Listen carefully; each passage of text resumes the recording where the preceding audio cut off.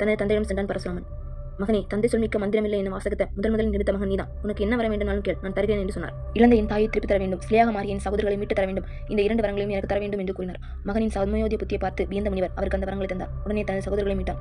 வெட்டியானின் குடிலில் தன் தலை வேறு உடல் வேறாக கிடந்த 2 பெண்களின் தலையும் உடலையும் முனிவர் கொடுத்த புனித நீரை தெளித்து ஒன்று சேர்த்தார். உடனே அங்கேயாக அவர்கள் கண்மளித்தனர். ஆனால் தாயின் தலையை வெட்டியானின் மனைவின் உடலிலும் வெட்டியானின் மனைவின் தலையை தாயின் உடலிலும் அவசரத்தில் பொருத்தியிருந்தார். இந்த நிகழ்வுக்கு பிறகு கார்த்தவீரியன் அர்ஜுனன் என்னும் மன்னன் முனிவன் ஆசிரமத்துக்கு வந்தான். வந்த அரசனுக்கு முனிவன் விருந்து படைத்தான். மிக குறுகிய காலத்தில் படை முழுவதற்கும் அமுது எவ்வாறு படைக்க முடிந்தது என்று மன்னன் முனிவனிடம் கேட்டான். முன்பு ஒருமுறை இந்திரன் தனக்கு பரிசாக அளித்த காமதேனும் அறிவினால் தான் நடந்தது என்று கூறினார். கேட்கும் வரங்களை கொடுக்கும் காமதேனுவை பார்த்த மன்னனுக்கு அதை கவர்ந்து செல்ல ஆசை வந்தது. முனிவருக்கு தெரியாமல் காமதேனுவை அரசன் அபர்த்து சென்று விட்டார். பரசுராமன் இந்த நேரத்தில் காட்டில் தவம் செய்து கொண்டிருந்தார். திரும்பி வந்து செய்தி அறிந்து கார்த்தவீரியன் அரண்மனைக்கு சென்றார். கோபத்துடன் கோடாரியை வீசி அவனை கொன்று காமதேனுவை மீட்டான். மகனின் இந்த இரத்த வேட்கையை பார்த்து முனிவர் அவரை சாந்தப்படுத்தி மீண்டும் காட்டிற்கு சென்று சிறிது காலம் தவம் செய்ய சொல்கிறார். கார்த்தவீரியன் மகனின் தந்தையின் உடலை பார்த்து இக்காரியத்தை செய்தவன் பரசுராமன் என்று அறிந்து நேராக முனிவரின் ஆசிரமத்துக்கு சென்றனர். அங்கு அவர் இல்லாததை பார்த்து இதற்கெல்லாம் காரணமாக இருந்த முனிவரை சூழ்ந்து பல அம்புகளை எதிர்கொண்டனர். தவம் முடிந்த நிலையில் ஆசிரமத்திற்கு திரும்பிய பரசுராமன் இறந்து கிடந்த தந்தையை பார்த்து துடித்து போனார்.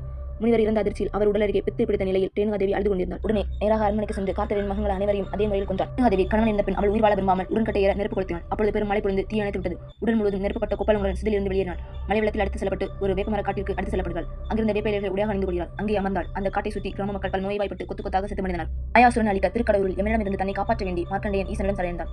ஈசன் கால சம்ஹாரம் அவதாரம் எடுத்து யமனை அளித்தார். இதனால் உலகில் மரண ஜனனம் குழப்பம் ஏற்பட்டது. நோயின் அதிபதியான மாயாசுரன் நோய்களை பரப்பி மக்களை அச்சுறுத்தினான். தன் கண் முன்னாடியே மக்கள் படும் துன்பத்தை பார்த்த ரேணுகாதேவி கோபம் கொண்டு ஆக்ரோஷம் அடைகிறாள். அந்த ஆக்ரோஷத்தின் வெளிப்பாடாக பராசக்தி ரூபம் எடுத்து மாயாசுரனையும் அவன் சகோதரனையும் கொன்றாள்.